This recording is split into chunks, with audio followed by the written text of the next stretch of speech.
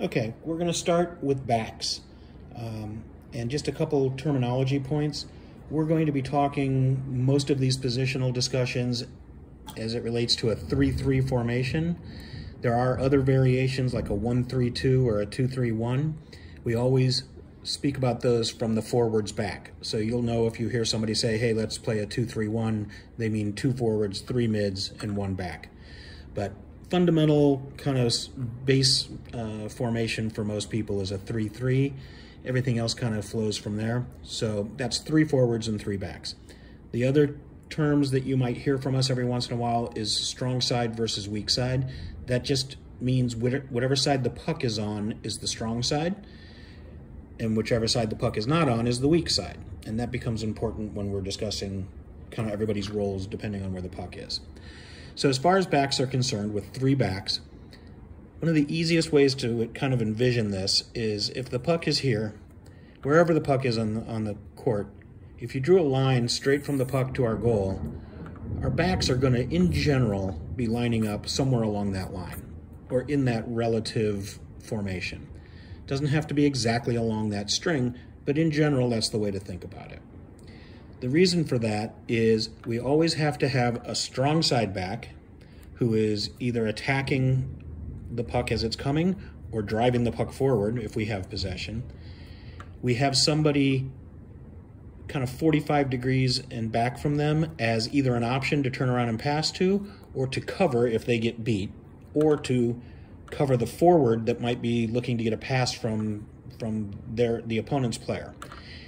The weak side back, I would contend, might be the most important position, because this is the person that has to stay over here while action is going on here and just be patient and watch. Because if anything happens where this comes across, that person is in a position to save us, or attack it, drive the puck further that way, all those kinds of things. So it really, that's how a lot of goals get scored, is if that weak side back gets sucked up into the play or isn't watching and doesn't see it get around fast enough. So it's really important that that weak side back stays disciplined, even when there's exciting stuff going on over here. Your job at this point is to be on the surface breathing and watching, because we want you fresh if the puck breaks through so that you can save us. This obviously changes when the puck is on this side. That weak side back now becomes the strong side back. That middle back, center back, drops into that position, and the weak side back becomes who was the strong side back in the first place. So this is always kind of rotating like on a string. Now it's a little bit different when the puck is in the center, and it's going to be a little bit of a read, but in general, that middle back is probably going to be the first to attack. These two are probably going to sit back a little bit more conservatively until we see which way the play breaks. And then it's either going to go left or right, and then whoever's the strong side is going to back up this person if they have the puck and are moving, or dive in and take that puck. This person then would switch back into the weak side back position to cover us. That's a pretty simplistic version of that, but that's in general what we're trying to do. As we attack, things change a little bit, because now this back has the puck and he's moving forward. We've got our center back, and oftentimes these two will rotate. In other words, this one will pass back, this one stays back here, while this one goes up into the fray. The weak side back stays out of it.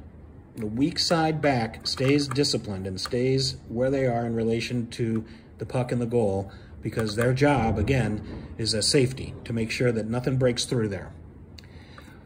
Now, oftentimes we will have, or we should have, our forwards out in front.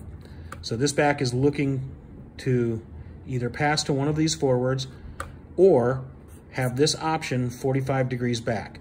This is a great attacking unit.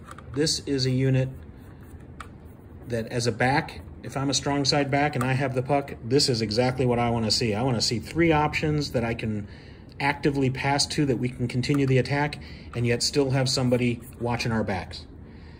I would say that this formation or this little attack unit scores a lot of goals, or at least makes them happen.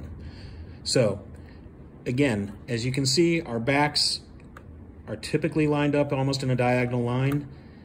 These two tend to kind of coordinate and play off of each other. It's a little bit of a read. Sometimes that back will attack, have to come up for a breath, but drop right back down on top. This back is watching.